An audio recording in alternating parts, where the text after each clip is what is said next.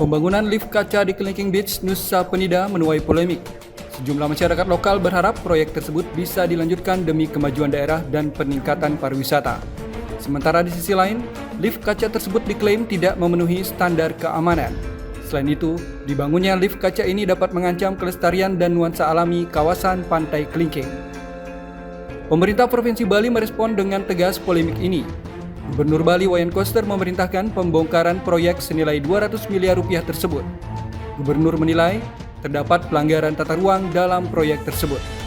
Lantas, bagaimana status hukum Kelingking Beach seperti kewajiban AMDAL dan izin lingkungan, aspek tata ruang dan kawasan lindung, serta bagaimana potensi pelanggaran hukum administrasi, perdata, dan perdana?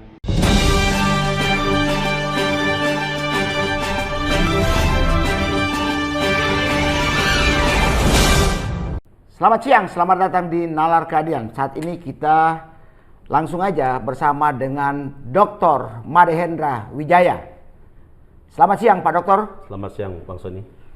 Ini kita akan berbicara sangat menarik mengenai polemik pembangunan lift kaca di Pantai Kelingking yang topnya dibilang Kelingking Beach di Nusa Penida. Ini menarik. Tetapi perlu saya mengatakan terlebih dahulu bahwa pada bulan November tahun 2025 lalu, Gubernur Bali, Wayan Koster, tiba-tiba memberhentikan pembangunan tersebut. Bukan hanya memberhentikan, tetapi juga ada ketegasan di sana. Diberikan waktu 6 bulan untuk dirobohkan. Karena katanya ada kesalahan tata ruang. Bagaimana Anda menanggapi soal itu?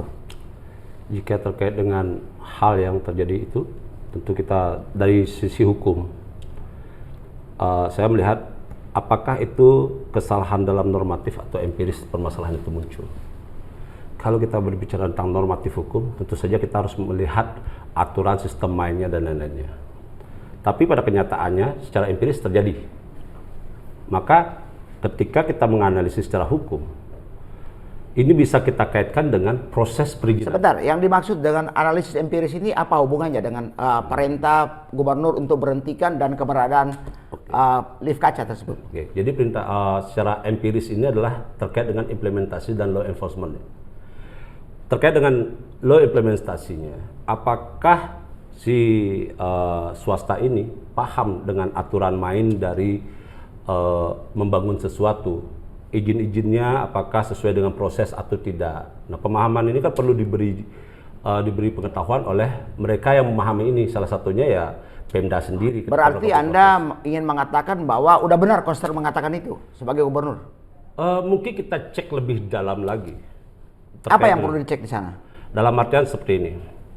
Pertama, hal-hal yang hukum ini harus dianalisis dengan benar. Adakah pembuktiannya? Adalah surat-surat proses yang benar atau tidak? Dan jika proses-proses itu tidak benar, mungkin dapat kita katakan. Faktanya perlu saya sampaikan bahwa lift kaca itu sudah berdiri menurut informasi yang saya peroleh bahwa sudah sekitar 160 meter lebih dari target 182 meter. Baik. Nah, kenapa kok tiba-tiba diberhentikan? Nah, kalau kita melihat dari historinya, berdasarkan pengetahuan saya dari beberapa sumber yang saya dapatkan, itu peletakan batu pertama kalau tidak salah sekitar tahun 2023 ya. Nah, itu ada proses 2 tahun. Kan pertanyaannya Bang Sony adalah kenapa baru sekarang? Kan seperti itu. Nah, kalau yang saya lihat adalah sebelum kita mengatakan ada 100 sekian meter lift itu, yang kita perlu analisis dari kajian hukum adalah sebelum proses itu terjadi, apa yang terjadi? Apakah ada proses izin yang baik dan benar? Atau memang tidak ada proses perizinan yang baik dan benar. Problemnya di sana.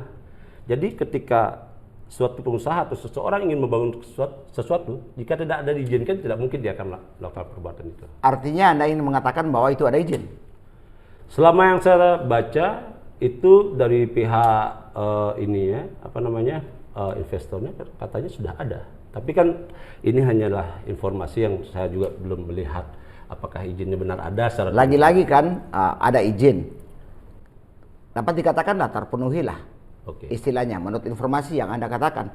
Tetapi kok tiba-tiba diberhentikan? Ini kan perintah kan, bahkan ada batas waktu 6 bulan untuk dibongkar.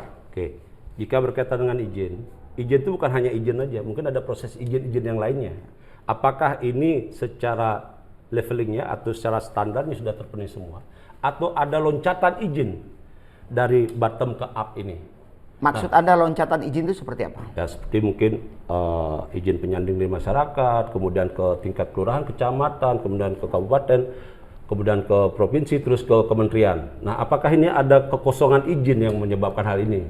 Kayak seperti itu. Ini perlu dianalisis lebih dalam lagi. Gitu. Nah, terkait dengan perintah untuk membongkar selama 6 bulan batas waktu yang diberikan oleh pemerintah daerah provinsi. Nah, itu juga kita kaji. Ada nggak di dalam undang-undang?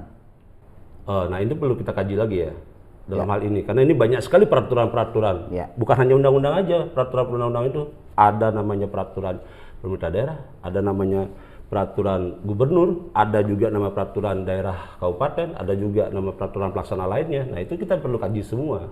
Nah, jika itu tidak ada, ya mungkin kita bisa asumsikan sebagai nalar kekuasaan. Artinya Anda ingin mengatakan bahwa karena jabatan gubernur dan memberhentikan itu? Ya, dalam hal konteks gubernur, memang dia terikat oleh jabatannya. Tetapi di balik seorang gubernur kan manusia juga, yang memiliki nalar yang berbeda dari jabatannya. Nah, ini perlu, mohon maaf, ngomong secara garis bawahi, dikaji lagi dengan benar-benar. Saya ingin mempertajam untuk masalah nalar kekuasaan ini. Artinya, kalau misalnya tadi mengarah kepada personal, undang-undang tidak memerintahkan 6 bulan untuk dirobohkan, berarti kembali kepada individu. Bukan jabatan gubernurnya. Bukan jabatan gubernurnya. Ya. Nah, itu perlu dilihat juga. Makanya dalam kajian hukum itu kan tidak semerta-merta langsung menyimpulkan sesuatu. Ada analisis indikator tertentu yang harus kita lihat. Kalau jika kita menyepakati Indonesia adalah negara hukum, menggunakan asas legalitas secara empirikalnya, maka acuan keadilannya itu adanya di peraturan perundang-undangan. Di sana letak alat ukur kita untuk mengatakan apakah gubernur atau pemerintah mengikuti aturan itu atau tidak. Seperti itu, Pak. Kan sudah jelas itu katanya menyalahi tata ruang yang ada kan? Ya, berarti dasar dari menyalahi tata ruang itu sehingga diberhentikan kan gitu. Sementara fakta yang ada di lapangan bahwa dia sudah terbangun tinggi 100 meter lebih ya. Dari 182 meter yang direncanakan. Jadi ada tidak menurut Anda analisis lain yang tersembunyi dari perintah pemberhentian itu? Baik, untuk yang penjelasannya kita akan lanjutkan setelah jeda yang satu ini.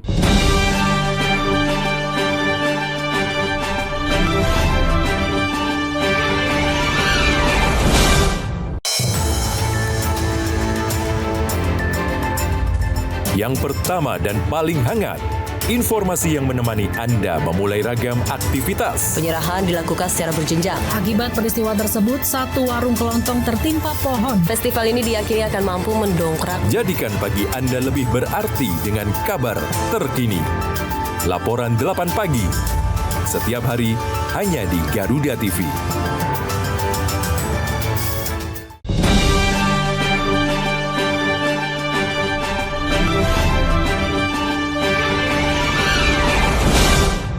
Baik, kita kembali lagi ke ruang nalar keadilan. Seperti pertanyaan tadi saya katakan kepada Pak Doktor bahwa apakah ada analisis lain? Karena di sisi lain ada perintah untuk memberhentikan, kemudian fakta di lapangan sudah berdiri menjulang tinggi ya ratusan meter. Bagaimana Anda menganalisis tentang hal itu? Oke.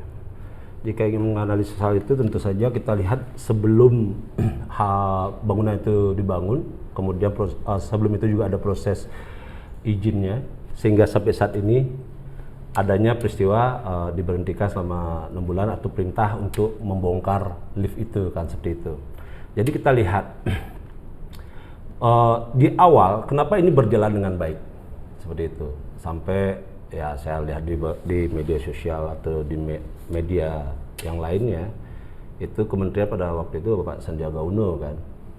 Beliau kalau tidak salah hanya menekankan aspek keselamatan pariwisata. Kemudian kalau tidak salah, saya ingat saya juga waktu peletakan itu ada perwakilan dari Dinas Pemda Kelungkung pada waktu itu. Nah, mungkin saja ini asumsi saya nih, karena belum bertemu dengan yang bersangkutan yang ada di sana. Peristiwa itu sebenarnya apa yang terjadi ini kan baru dari media saja. Jadi, apakah ini ada miskomunikasi pada saat itu? Kita juga tidak tahu. Atau mungkin ya pada saat ini baru terlihat adanya pelanggaran-pelanggaran. Tapi kan bukan masalah itu menurut pribadi saya. Masalah yang harus diselesaikan sekarang. Sekarang anggaplah misalnya ada izin lah kan gitu. Siap. Ada izin AMDAL, kemudian izin-izin lain. Karena rasanya tidak mungkin kan tiba-tiba dia berdiri udah sedemikian tinggi tetapi tidak ada dasar yang dipegang oleh investor kan gitu. Siap. Ya. Kalau misalnya punya izin apapun yang mereka punya ya, kita belum bisa mengkonfirmasi dengan investor. Apakah itu bertentangan dengan pemerintah provinsi? Jika dilihat dari peristiwa ini mungkin saja ada pertentangan ya. Bayangkan dari 2023 sehingga 2025 ini 2 tahun ini. Tiba-tiba ada penghentian. Atau ini saya mengasumsikan aja, membayangkan aja atau mendeskripsikan aja. Atau kemungkinan bahwa proses-proses yang terjadi tidak ada koordinasi yang baik. Antara mungkin Kabupaten Kelungkung dengan provinsi sehingga hal ini terjadi. Nah itu juga di ranah yang lain. Tadi Anda sempat ngomong sedikit soal miskomunikasi. Saya ingin tahu, menurut Anda miskomunikasi apa yang terjadi misalnya? Ya terkait dengan informasi yang ada, koordinasi, tahap sampai mana. Nah itu kan dalam hal izin kan harusnya itu ada tahapan yang dikelirkan dulu. Apakah boleh izin ini melewati izin yang lainnya? Itu istilahnya, ataukah tidak. Nah ini harus dikelirkan. Kalau kita pakai teorinya Friedman ya untuk melihat legal system, itu bisa digunakan sebagai alat analisis terkait dengan peristiwa. Nah kita harus cek substansinya dulu nih, sudah benar nggak dia. Kemudian kita bisa cek nggak aparatnya ini yang berkaitan dengan itu, memahami nggak aturan-aturan alur dari perizinan ini, kemudian memberikan informasi kepada masyarakat. Atau bisa kita tarik budaya kita memang asal satu ide saja langsung dilaksanakan gitu tanpa melihat yang lain, itu mungkin. Ada tidak dampak nanti kalau misalnya dirobohkan nanti? Ada dampak enggak? Sementara kan sudah banyak orang yang tahu nih di kawasan wisata Pantai Kelingking ini atau Kelingking Beach ini kan didirikan lift kaca. Ya, ini orang udah pasti banyak yang ingin juga berkunjung ke sana apabila sudah selesai proyeknya itu kan. Ada tidak dampak daripada itu apabila terjadi pembongkaran? Oke. Jika kita berbicara dampak, tentu ada dua ya, positif dan negatif. Ya kan begitu. Kemudian dari positif negatif itu dari berbagai bidang, Pak. Kita lihat ukur dari dampak lingkungan. Atau mungkin dampak sosial dan lain-lain. Ya, kalau sekarang mungkin analisis itu hanyalah prediksi. Ya lihat aja nanti di masa yang akan datang. Pamaya terkait dengan ekonomi, apakah masih stuck seperti ini, apa ada keberlanjutan? Atau mungkin saja gara-gara di stop ini informasinya booming, jadi orang lebih tertarik lagi karena ada peristiwa ini, ya income-nya lebih gede lagi, siapa tahu gitu istilahnya. Atau mungkin tapi kan kalau misalnya liftnya udah dibongkar bagaimana? Ya kita analisis selama ini wisatawan di sana apakah menurun apa enggak dengan tidak adanya lift. Mungkin saja ada wisatawan yang ingin sensasi alam, yang ingin jalan santai, dia walaupun capek, who knows. Tapi untuk mengukur dampak, biarkan peristiwa itu ada, baru kita lihat nanti. Seperti itu. Kalau menurut Anda, apakah ada dampak untuk lingkungan dengan mendirikan lift kaca ini? Untuk dampak lingkungan, Ya. baik. Tentu saja dalam hal perubahan ekosistem pasti akan berdampak, Pak. Tapi berdampak baik atau buruknya itu dilihat nanti. Bisa saja kaca ini atau lift kaca ini bisa berdampak baik nanti. Ekosistemnya bertambah atau mungkin ditata rapi. Atau mungkin lebih buruk lagi, kekuatan dari karang ketika dilekatkan oleh kaca menjadi tidak stabil gitu. Tapi kan itu sudah dianalisis oleh kajian-kajian analisis ahli. Nah, tapi indikator unsur cuaca dan lain-lain juga berpengaruh yang mungkin tidak bisa diprediksi pada saat itu. Analisisnya adalah cuaca lagi cerah. Ya. Tapi suatu saat nanti mungkin ekstrim. Ekstrim. Ya, kita juga nggak pernah tahu. Jadi akan berdampak juga kepada lingkungan satu ketika kan gitu. Pasti. Ya. Sekarang kita kembali lagi kan ke persoalan hukum yang ada. Kita fokus kepada persoalan hukum karena di sini di nalar keadilan kita akan berbicara tuntas tentang bagaimana persoalan hukum itu bisa diselesaikan. Karena latar belakang untuk menyelesaikan itu apabila tentunya dapat kita lihat apabila ada memenuhi syarat tata ruangnya. Apakah menurut Anda itu memungkinkan investor untuk memenuhi syarat tata ruang itu? Jika dipelajari dengan baik, ada kajian istilah ini. Apa yang kita pilih? Apakah ekonomi lebih utama? Ataukah hal yang lain, kemaslahatan masyarakat?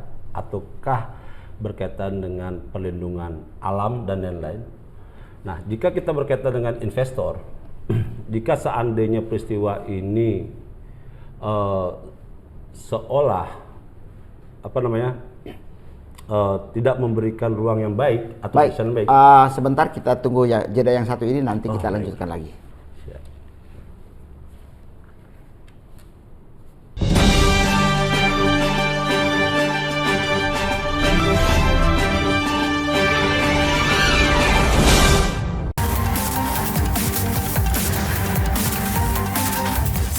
Mengungkap kasus kriminal terkini di seluruh penjuru tanah air.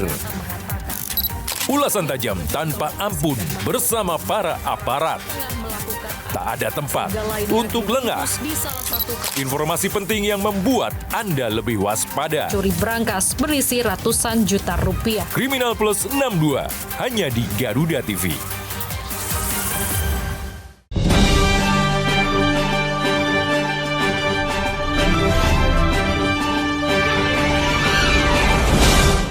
Baik, kita balik lagi ke nalar keadilan.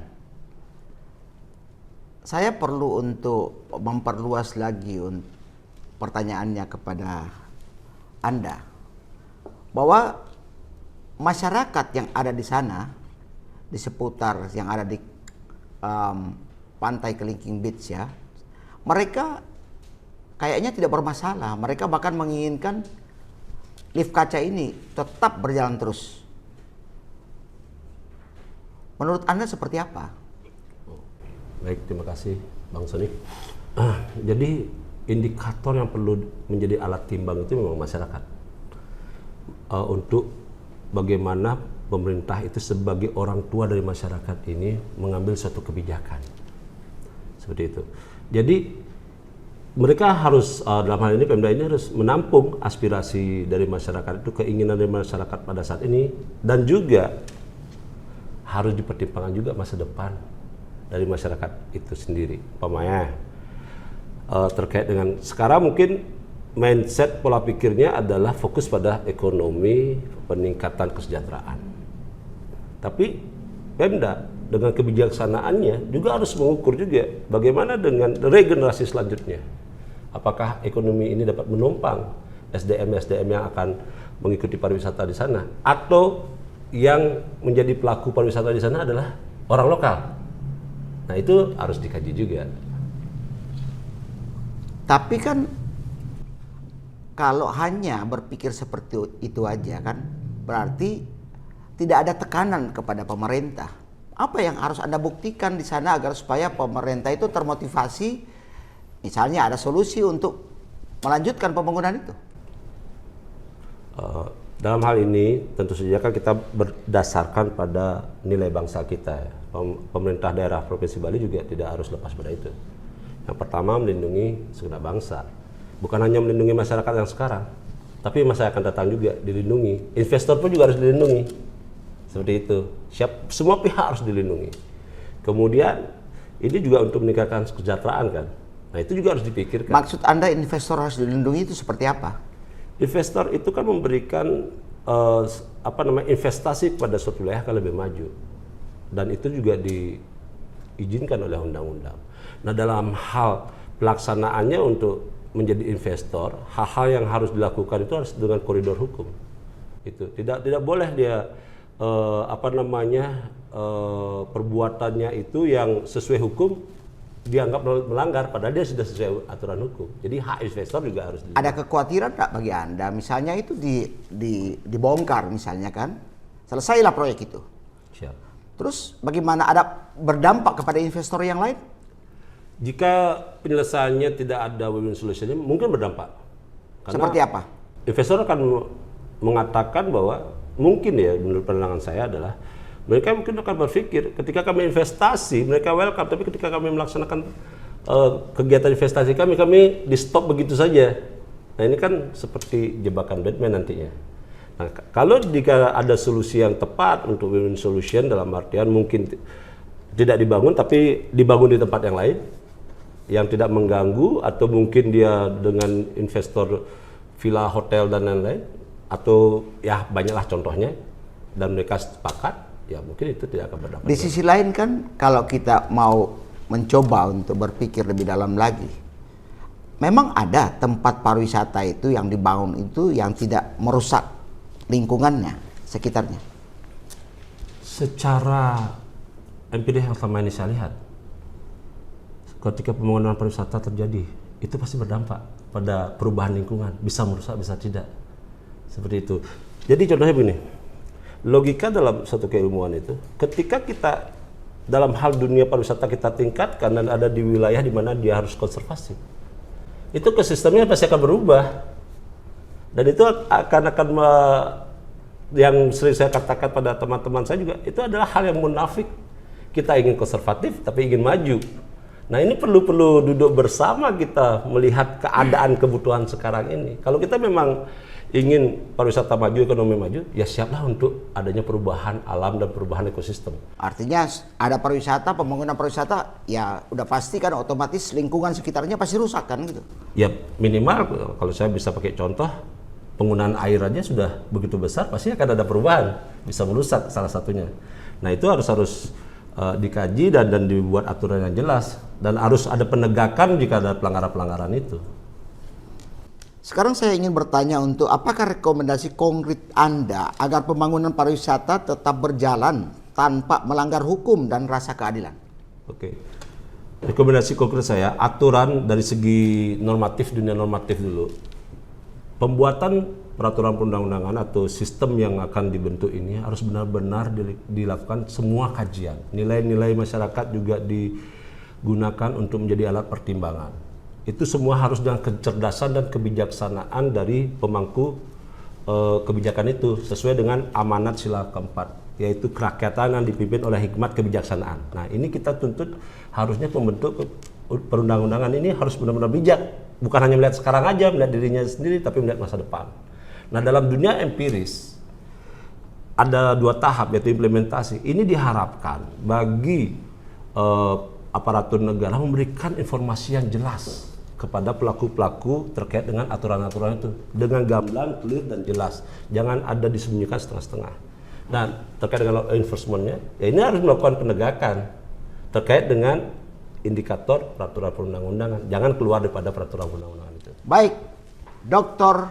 Made Hendra Wijaya, terima kasih atas penjelasan Anda. Luar biasa. Sengketa pembangunan lift kaca di Kelingking Beach bukan sekadar soal infrastruktur, tetapi juga tentang hukum dan keadilan dan masa depan lingkungan kita. Karena itu, semoga nanti ada penyelesaian antara kedua belah pihak, pemerintah dan investor. Mau lanjut atau tidak, tergantung kesepakatan nanti. Terima kasih atas kedatangan Dr. Hendra, dan nanti kita jumpa di episode yang akan datang.